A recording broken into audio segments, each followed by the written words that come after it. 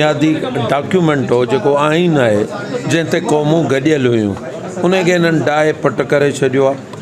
असां सम्झूं था त हर नंढी वॾी क़ौम इनसिक्योर थी वई आहे पाकिस्तान जे अंदरि। ही पाकिस्तान के ख़िलाफ़ असीं गहरी साज़िश सम्झूं था। पाकिस्तान के ख़िलाफ़ असां सम्झूं था त ही जिन बि माण्हुनि आंदी आहे या जेके बि इन जे पोयां आहिनि उहे पाकिस्तान के अंदरि हिकिड़ी सिविल वार कराइणु चाहिनि था। ॾिसो जॾहिं सूबा ठहंदा त केरु बर्दाश्त कंदो।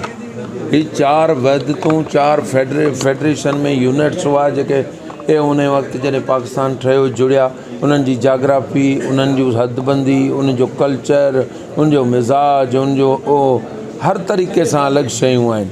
तंहिं करे असां सम्झूं था इहे केरु बि डाइजेस्ट न कंदो। तव्हां पहिरीं सुवाल कयो असांजे भाउ आमिर साहब खां, हिन में को बि माण्हू विरायल कोन्हे। बाक़ी 5-7 माण्हू आहिनि उन्हनि खे असीं इहे हर जॻह ते हूंदा आहिनि।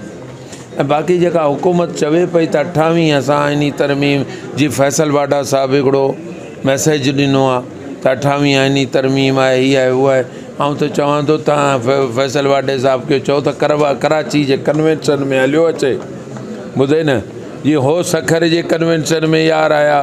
तव्हां आवाम खे ॾिसो तव्हां वकीलनि खे ॾिसो पोइ बाक़ी त तव्हां TV चैनल्स ते वेही ॻाल्हाइण त ॾाढो आसान आहे।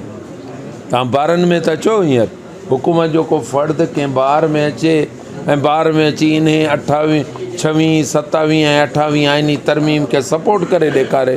तंहिं करे असीं सम्झूं था अहिड़ी का सूरत हाल न आहे। महिरबानी। असां चऊं था त 27 आइनी तरमीम बुनियादी तौर ते ग़लति आहे।